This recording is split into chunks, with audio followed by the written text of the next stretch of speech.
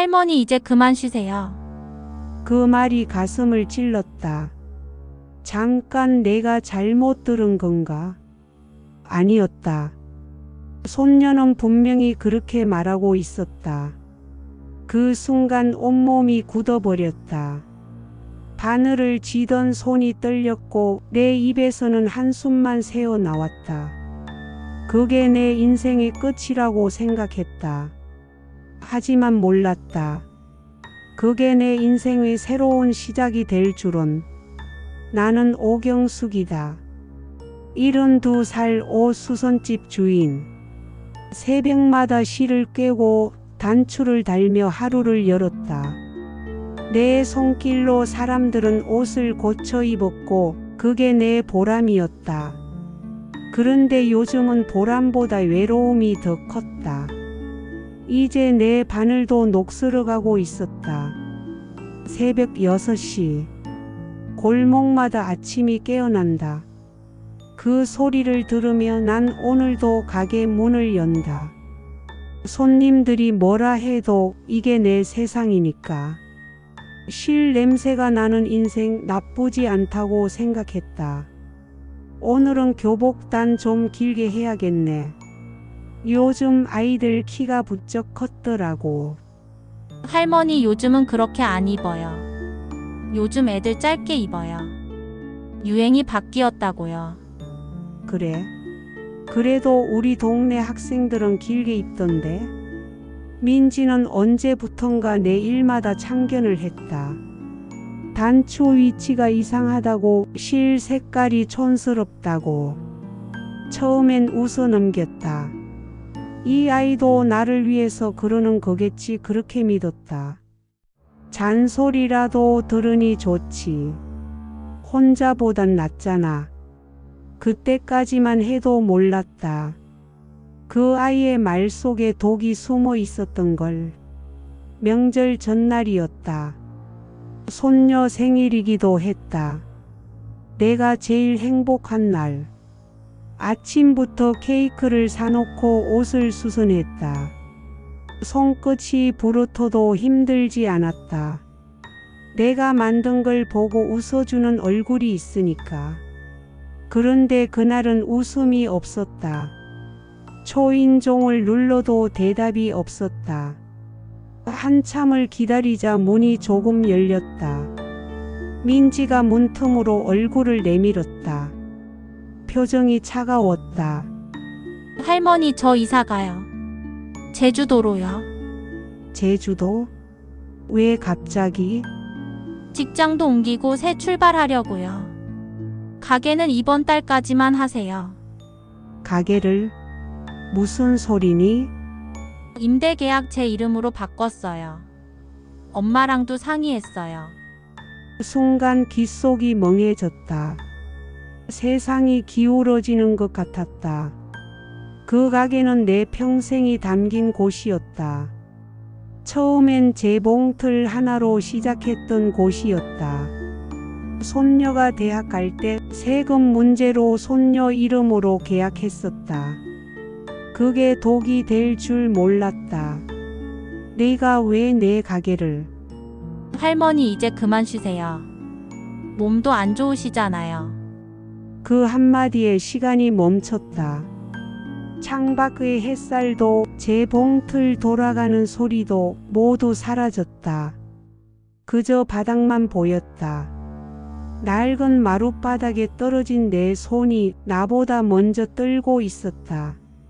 아, 알겠다. 나갈게. 방해하고 싶진 않으니까. 내가 챙긴 건 오래된 낡은 가방 하나였다. 남편이 쓰던 안경과 손녀의 어릴 적 사진 한 장.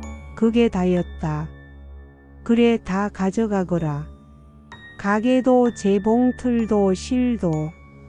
대신 나도 내 거 하나 찾아야겠다. 그 말을 하면서도 내 거가 뭔지는 몰랐다. 그저 어딘가에 남아있겠지 하는 희미한 기대 하나뿐이었다. 그게 내 마지막 실오락이었다. 그날 밤 고시원 작은 방에서 잠을 청했다. 눈을 감는데 남편 목소리가 들리는 듯했다. 경수가 사람은 말이야. 진흙 속에서도 꽃을 피울 줄 알아야 해. 그럼 나도 피워야겠네. 내 꽃을. 눈을 떴을 땐 새벽이었다. 낡은 가방 속에서 낡은 봉투 하나가 보였다. 예전에 건물주가 줬던 건물 지분 증서였다. 그때는 별 의미 없는 종이인 줄 알았다. 그런데 문득 이름이 눈에 들어왔다. 공동 소유자 오경수. 내 이름이었다. 손이 떨렸다. 나는 봉투를 꼭 쥐었다. 그날 이후 내 세상은 고요해졌다. 전화도 목소리도 아무 소리도 들리지 않았다. 마치 세상이 나를 잊어버린 것 같았다. 그런데 묘하게도 마음속이 시끄러웠다. 지워지지 않는 단어 하나. 내 목. 그 말이 자꾸 떠올랐다. 내 목, 내 자리, 내 인생. 그건 어디에 있을까? 고시원 방에서 꺼낸 낡은 봉투, 그게 시작이었다. 종이 냄새가 났다. 오래된 기억과 함께 먼지가 날렸다. 건물 지분 증서 한 장. 공동 소유자 오경수. 글씨가 바랬지만 내 이름은 선명했다. 이게 아직 살아있었네. 남편이 살아있을 때였다. 그때 건물주가 그러셨다. 경숙씨, 이거 나중을 위해 가지고 계세요. 혹시 모르니까요. 그분이 돌아가시고 나는 그 봉투를 가방에 넣은 채 잊고 살았다. 그런데 지금 이 낡은 종이 한 장이 내 운명을 바꾸려 하고 있었다. 나는 다음 날 구청으로 갔다. 손에 쥔 봉투가 땀에 젖어 있었다. 민원실 앞에서 숨을 골랐다. 창고 직원이 내 서류를 보더니 눈을 크게 떴다. 이거 상업지역 재개발 구역이신 거 아세요? 재개발이요? 여기 건물 올해 말 철거 예정이에요. 보상금이 상당할 텐데요. 그 말을 듣는 순간 가슴 속에서 무언가가 쿵 하고 울렸다. 그동안 세상에 빼앗긴 내 몫이 이 종이 속에서 숨을 쉬는 느낌이었다. 내 꽃이 여기 있었구나. 봉투를 품에 안았다. 고시원에 돌아와 앉았는데 세상이 다르게 보였다. 사람들이 나를 지나치던 복도조차 이상하게 포근해 보였다. 그날 밤 나는 오랜만에 편히 잠들었다. 그런데 새벽 전화 한 통이 울렸다. 손이 떨렸다. 잠시 망설이다 전화를 받았다. 딸 수진이었다. 엄마 어디 계세요? 그냥 밖에 좀 나와 있어. 잘 됐네요. 엄마, 그 건물 지분 있잖아요. 그거 제 명의로 옮겨야 해요. 그걸 내가 어떻게 알았니? 뉴스 봤어요. 그쪽 건물 보상금 어마어마하대요. 엄마 혼자 처리하면 세금 폭탄 맞아요. 순간 피가 거꾸로 도는 느낌이었다. 세상은 참 빠르다. 내 지분 소식이 내 딸보다 먼저 날아갔나 보다. 괜찮아. 나 혼자 할 수 있어. 엄마가 뭘 아세요? 요즘 세상 복잡해요. 제가 도와드릴게요. 명의만 제 걸로. 너 예전에 가게도 그렇게 말했지? 엄마, 그건 다른 문제잖아요. 다른 문제라. 딸은 참 쉽게 말하더라. 그 한마디에 또 마음이 아팠다. 그래, 다른 문제지. 그땐 내가 넘겨줬고 너희가 가져갔으니까. 전화를 끊고 나니 눈물보다 분노가 치밀었다. 이젠 당하지 않겠다고 다짐했다. 세상이 나를 밀어도 내가 나를 밀 순 없으니까. 다음 날 구청에서 인감증명서를 발급받았다. 손이 떨렸지만 이번엔 멈추지 않았다. 직원이 서류를 건네주며 물었다. 건물 보상금 받으실 건가요? 네, 제 이름으로요. 요즘 드물어요. 보통은 자녀분들이 대신 오시던데. 이번엔 제 인생이라서요. 서류를 들고 나오는데 햇살이 따뜻했다. 누군가 뒤에서 손을 흔들더라. 고시원에서 알게 된 이씨 할머니였다. 어머, 오늘 어디 다녀오셨어요? 그냥 볼일 좀 봤어요. 구청까지 가셨네요. 무슨 좋은 일 있어요? 비밀이에요. 인생이 아직 안 끝났다는 증거죠. 그렇게 말하고 나도 놀랐다. 내 입에서 아직 안 끝났다는 말이 나올 줄이야. 그건 오래된 나 자신에게 하는 말 같았다. 뭔가 좋은 일이 생기나 보네요. 그래요, 이번엔 내 차례예요. 집으로 돌아오는 길 버스 정류장 벤치에 앉아 빵을 먹었다. 하늘이 높고 구름이 예뻤다. 그때까지는 몰랐다. 누군가 내 봉투를 훔쳐보고 있었나는 걸. 며칠 후 건물 지분 증서가 사라졌다. 가방을 아무리 뒤져도 없었다. 그 봉투는 흔적도 없이 사라졌고 내 손에 남은 건 구겨진 메모지 한 장뿐이었다. 설마 이씨 할머니? 그 순간 머릿속 퍼즐이 맞춰졌다. 그날 구청 앞에서 나를 봤던 이씨 할머니, 그리고 내 얘기를 유난히 궁금해하던 눈빛. 아, 그 표정. 세상에서 제일 빠른 건 욕심이더라. 괜찮아. 꽃은 진흙 속에서도 피니까. 스스로에게 되뇌듯 말했다. 내가 다시 찾을 거다. 내 인생 내 거 그리고 내 꽃을. 그런데 그날 저녁 손녀에게서 전화가 왔다. 그리고 민지의 첫마디는 딸의 말보다 더 차가웠다. 할머니, 그거 제 거예요. 민지의 목소리가 내리를 찔렀다. 그 한마디가 내 등을 얼렸다. 나는 아무 말도 못했다. 민지의 말이 너무나 익숙했기 때문이다. 그래, 이 집안 사람들은 늘 그랬다. 내 것이 곧 자기 거라고, 내 인생조차 자기 몫이라고 그렇게 믿으며 살았다. 무슨 소리니, 민지야? 할머니 이름으로 된 건물 지분, 그거 원래 제 앞으로 넘기기로 했던 거예요. 아직 처리 안 된 거죠. 그 건물을 내가 왜? 엄마가 말해줬어요. 할머니가 요즘 이상하게 구신다고. 이상하다고? 그 말이 귀에 걸렸다. 세상은 참 묘하다.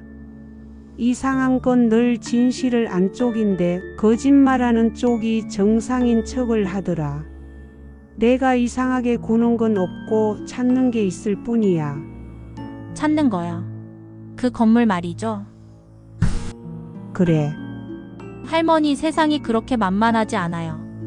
지금 그 건물은 개발업체에서 벌써 계약 진행 중이에요. 괜히 건드리다간 큰일 나요. 그래. 그럼 더 건드려 봐야겠네.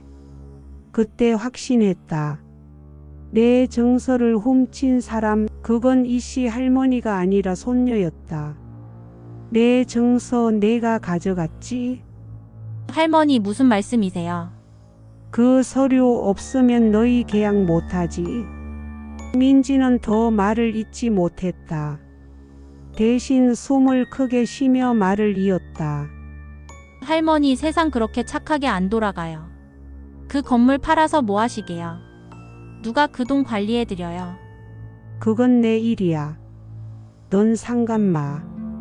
아니에요. 저도 가족이잖아요. 제가 관리해 드릴게요. 그런 소리 다시는 하지 마라. 가족이라면 가족 거 탐내지 않는 거야. 며칠 뒤 나는 법률구조공단을 찾아갔다.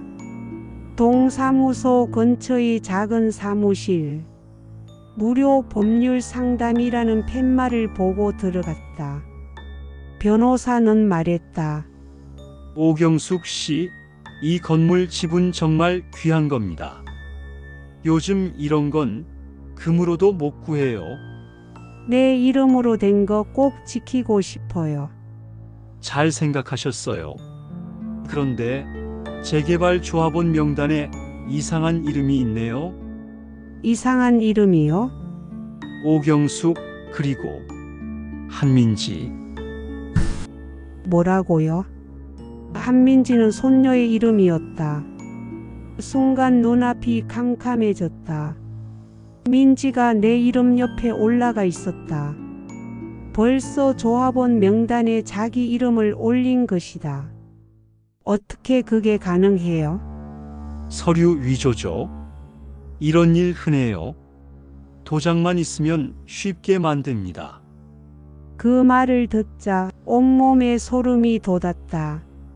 그녀는 이미 내 인생에 손을 댄 거였다. 이번엔 철저하게. 그럼 나도 철저하게 해야겠네요. 변호사가 의아한 눈으로 나를 봤다. 하지만 난 웃었다. 이제는 두려운 게 없었다. 내가 잃을 건 이미 다 잃었으니까. 그날 밤 손녀에게 전화를 걸었다. 손녀는 바로 받더라. 마치 기다렸다는 듯이. 민지야, 나 이제 포기하려고. 진짜요. 그래. 내 말대로 세상이 만만하지 않더라. 내가 괜히 붙들고 있었지. 잘 생각하셨어요. 서류는 제가 처리할게요. 그 전에 우리 집에 한번 와. 옛날 서류들이 있는데 내가 정리해 줘야 할 것 같아. 손녀는 기꺼이 오겠다고 했다. 욕심은 늘 그렇게 스스로 덫에 걸린다. 다음 날 손녀가 왔다. 화장을 하고 밝게 웃으며 손에는 새 서류 봉투를 들고 있었다. 할머니, 이거 새 계약서예요. 여기 도장만 찍으시면 돼요. 그래? 네, 이제 편하게 사실 수 있어요. 민지가 서류를 내밀었다. 나는 천천히 봉투를 열어봤다. 거기엔 내 이름 옆에 작은 글씨. 양도인 오경숙, 양수인 한민지. 민지야, 네? 이거 녹화하면서 하면 더 확실하지 않겠니? 녹화요. 응, 요즘 세상엔 다 기록이 남아야 하잖아. 민지는 잠시 망설이다 고개를 끄덕였다. 나는 휴대폰 카메라를 켰다. 그리고 손녀가 직접 말하게 했다. 자, 이제 내가 설명해봐. 이게 무슨 서류지? 건물 지분 양도 계약서요. 할머니가 저한테 주시는 거예요. 그래. 그럼 내가 미리 준비한 거지. 내 도장은 내가 이미 찍어놨고. 어서 대답해. 내 증서 가져간 것도 내가 했지. 전 그냥 엄마가 시켜서. 그래, 됐다. 이제 그거 다 녹화됐으니까. 민지의 얼굴이 파랗게 질렸다. 손이 떨리고 입술이 파르르 떨렸다. 나는 그 모습을 담담히 지켜봤다. 이게 바로 진흙 속 꽃의 순간이었다. 꽃은 이렇게 피는 거야. 하지만 그때였다. 문 밖에서 노크 소리가 났다. 딸의 목소리가 들렸다. 엄마, 그 영상 지워요. 엄마, 어서 그 영상 지우시라고요. 문 앞에 선 딸의 얼굴이 창백했다. 그 눈빛엔 공포와 분노가 섞여 있었다. 나는 휴대폰을 든 손을 내리지 않았다. 왜? 내가 지우라면 내가 지워야 하니? 엄마, 그거 다 오해예요. 민지가 그냥 실수한 거예요. 이대로 신고하면 우리 가족 다 끝나요. 우리 가족은 이미 오래전에 끝났어. 나는 휴대폰을 천천히 내려놓았다. 민지는 눈물을 흘리며 고개를 숙였다. 민지 뒤에서 딸이 나를 향해 손을 모았다. 엄마, 제발. 우린 가족이잖아요. 그래, 가족이지. 그런데 우리는 언제부터 가족이었니? 내가 뭐라도 있을 때만 내 손을 잡던 사람들. 말을 하면서도 마음이 흔들렸다. 며느리도 사위도 아니다. 내 딸이고 내 손녀다. 핏줄이라는 건 참 묘하다. 미워하면서도 미워할 수 없다. 그게 어머니의 운명이었다. 너희한텐 진심이 없었니? 엄마가 가진 게 너무 커 보여서 그랬어요. 근데 이젠 알아요. 그게 엄마 인생의 전부였다는 걸요. 그 말이 이상하게 공허했다. 마치 외운 대사 같았다. 그때 민지가 움직였다. 테이블 위에 휴대폰을 낚아챘다. 민지야, 안 돼. 민지는 뛰쳐나갔다. 현관문이 쾅 소리를 내며 닫혔다. 순간 머릿속이 하얘졌다.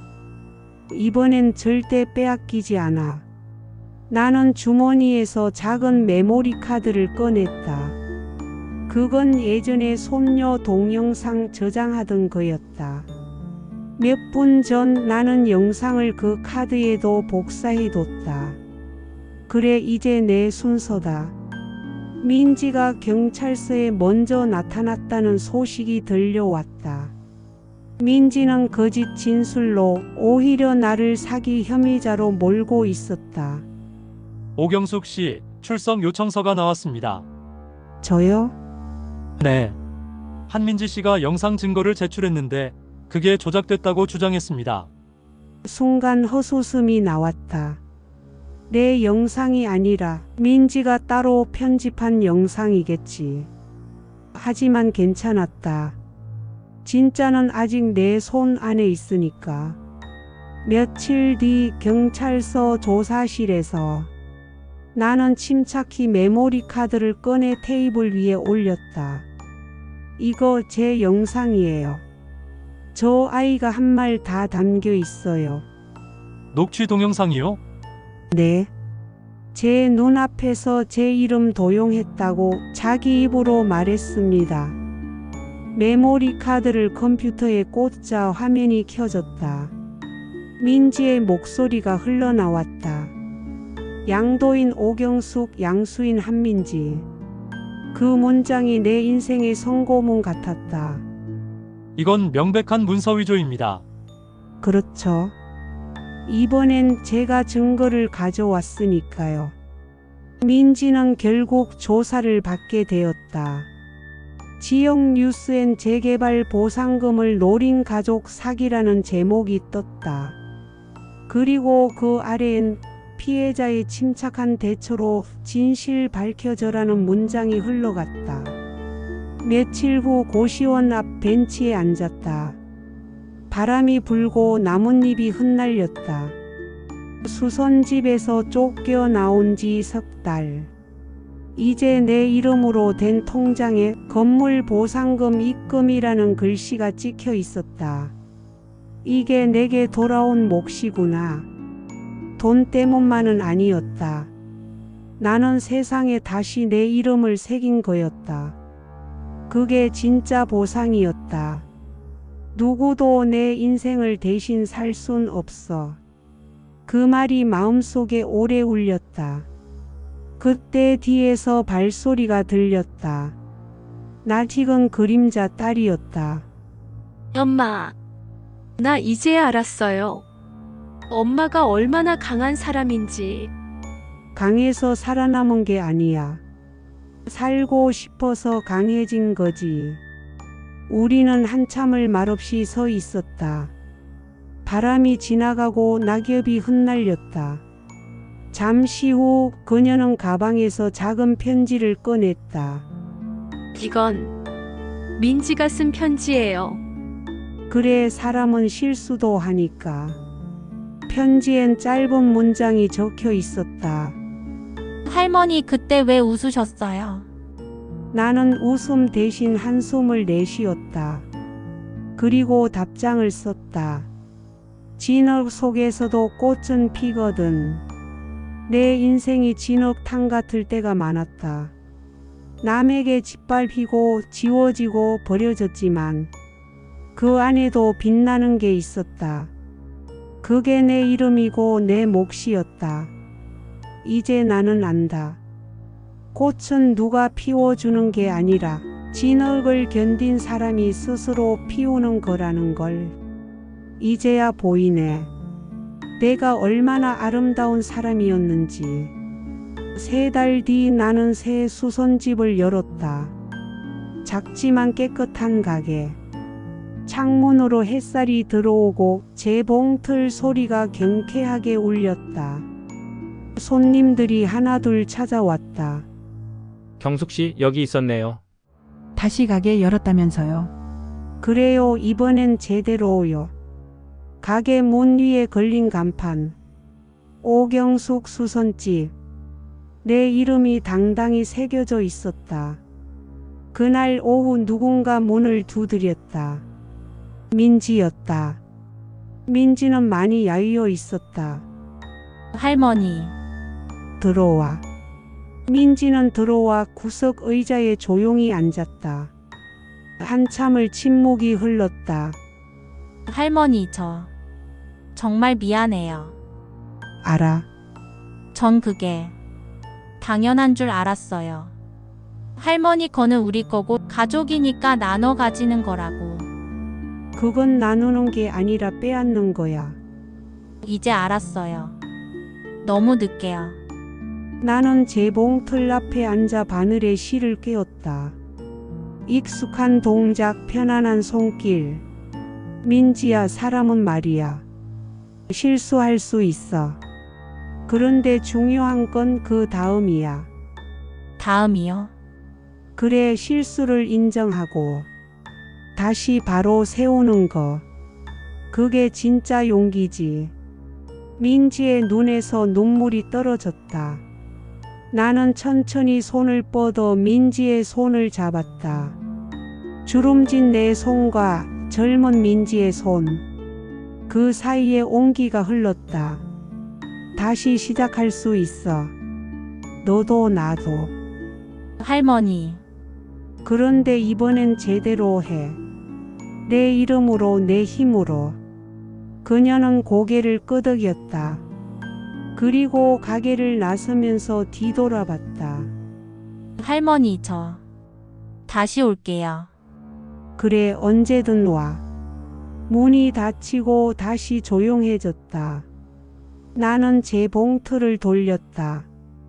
바늘이 천을 뚫고 지나가며 새로운 무늬를 만들어냈다. 마치 내 인생처럼. 창밖으로 해가 지고 있었다. 노을이 붉게 물들었다. 나는 일을 멈추고 창밖을 바라봤다. 진흙 속에서도 꽃은 피는구나. 그리고 다시 바늘을 들었다. 내 인생의 마지막 장을 꿰매듯 천천히 정성스럽게. 이제 나는 안다. 진짜 아름다움은 완벽함에서 오는 게 아니라 무너졌다 다시 일어서는 용기에서 온다는 걸. 그리고 나는 그런 사람이었다. 흙, 탕물 속에서도 빛나는 진주 같은 사람. 아니, 진주보다 더 아름다운 꽃 같은 사람이란 것을. 여러분의 앞날도 꽃처럼 아름답길 바랍니다. 제 이야기가 공감되신다면 구독과 좋아요로 제게 말 걸어주세요. 시청해 주셔서 감사합니다.